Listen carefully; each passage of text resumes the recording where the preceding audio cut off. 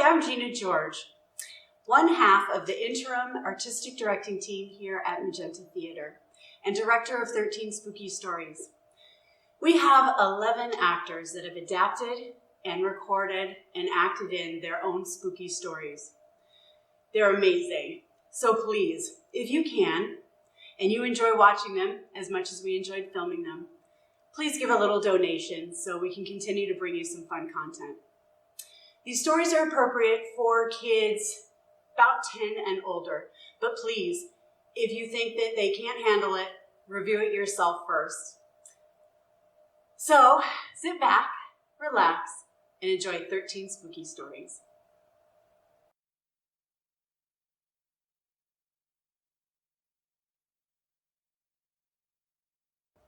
This story takes place not that long ago and not that far away. There is a country north of here where winter lasts 7 long months. But this particular winter was much longer, and people were running out of food and firewood. Out on the edge of the barren snowscape was a cottage, and there was an old man and an old woman who lived there. And the old woman was looking very ill, very anxious. "Oh, my husband, I am so cold, and I am so hungry. Look, my hands are blue. I know I'm going to die."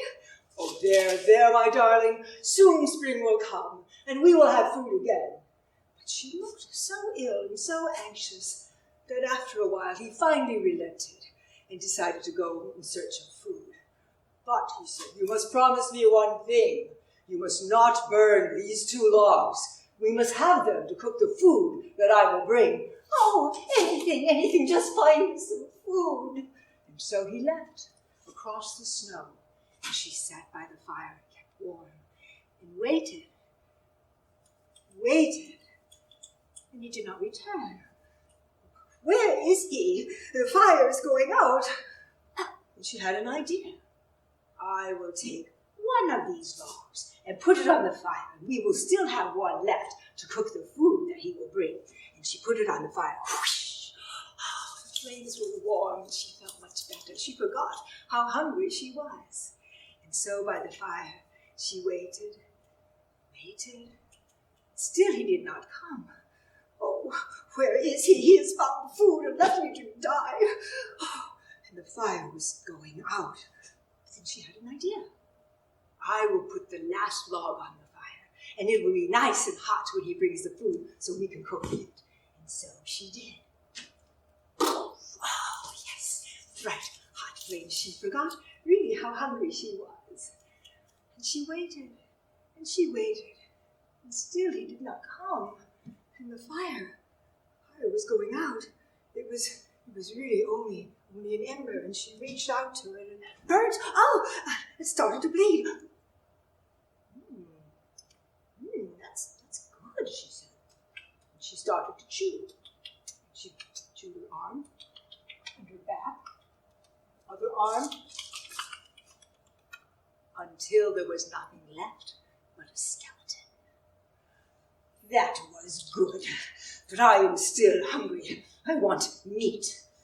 Just then there was a rustling at the door. Her husband had come home and brought 2 rabbits for them. "Look, my darling, I brought us food." She ran and she grabbed the rabbits and she ate one and ate the other. Oh, that was good, but I am still hungry. I want meat." "Oh, my husband, I didn't realize how meaty you are. Come here. I am going to eat you." And with that, he burst out the door and ran across the snow as fast as he could. She followed him. "I will eat you. I want meat." He ran. Fortunately, he was much faster than she was, and he ran and he could hear her voice in the background. "I want meat." And he ran, and suddenly he was at a gorge. It was as far as he could see this way, and as far as he could see that way.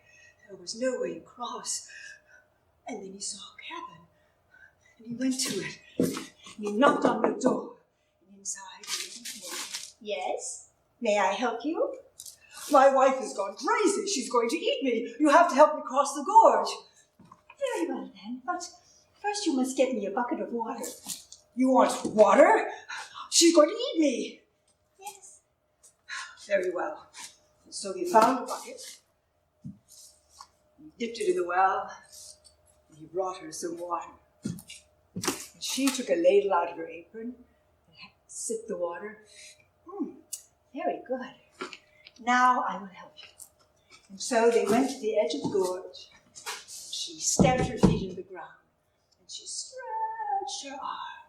She stretched her clear across the gorge and grabbed onto a tree. Now you may go.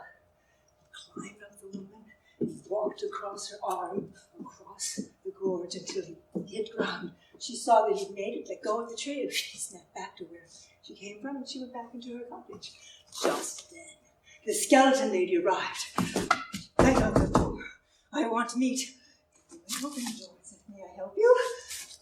Oh, you are too skinny to eat. You must help me. Of course I will help you, but first, you must get me a drink of water. I will eat you anyway. You help me now.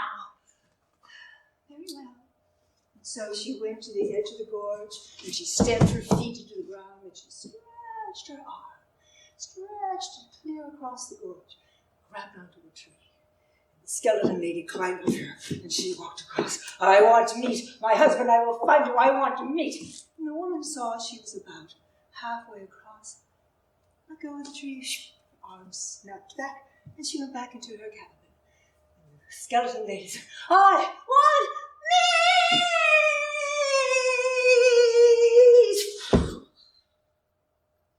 And her skeleton broke into 1,000,000 pieces. Well, as I said, this story took place not long ago and not far away. They say there is magic in each one of the skeleton lady's bones, and that one day they will all come together in search of meat!